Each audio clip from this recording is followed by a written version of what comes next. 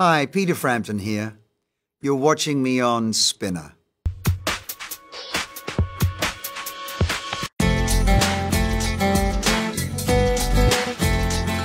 I first heard a talkbox-like sound. We had a radio. We only had the BBC. That was it.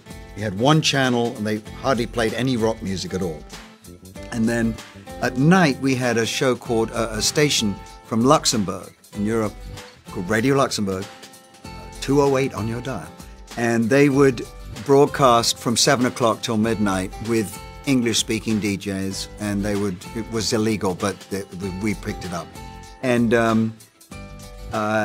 their call letters were done, 208 was done, and it was with the predecessor, I can't remember the name of it, to the talkbox. And I'd heard this sound, and I thought, that is so incredible, when I was very young, And then fast forward to Stevie Wonder's album, Music of My Mind, and there's this sound, I hear it, he's using it with the synthesizer, And then I was very lucky to be involved in the All Things Must Pass sessions with George Harrison. And Pete Drake, the pedal steel player, came over from Nashville, and I didn't know that he was a big talkbox, not that I knew the term, what it was, but I mean, he'd had hit records, country records in the 60s.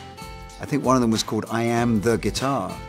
And so he was setting up his pedal steel right in front of me and got out this little box, and I didn't know what he was doing, and a pipe, and plugged this in here and that in there, stuck the pipe in his mouth and started playing the pedal steel, and it started coming out of his mouth, and the pedal steel was singing to me or talking to me.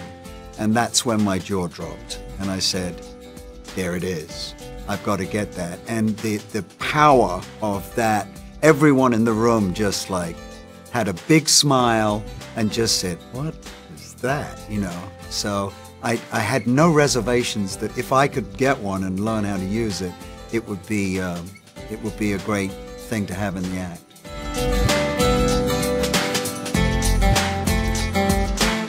First of all, I thought that there was no remote possibility of me getting a Grammy at this point in my career, so it was an immense shock. I was very pleased about it, obviously. Over the moon is the term, I believe. But I think that I'm glad that I had to wait this long in a way, because I really appreciate the fact that I was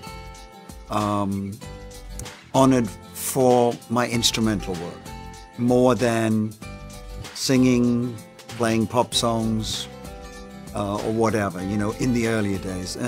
And when I was able to make a little speech about accepting it, I said, I was nominated 30 years prior for another record, which everybody laughed at because they knew which one I was, but I didn't get it then as perceived as the pop star. And it's so much nicer now to be able to receive something as the musician, and which is what I've always been all throughout my career.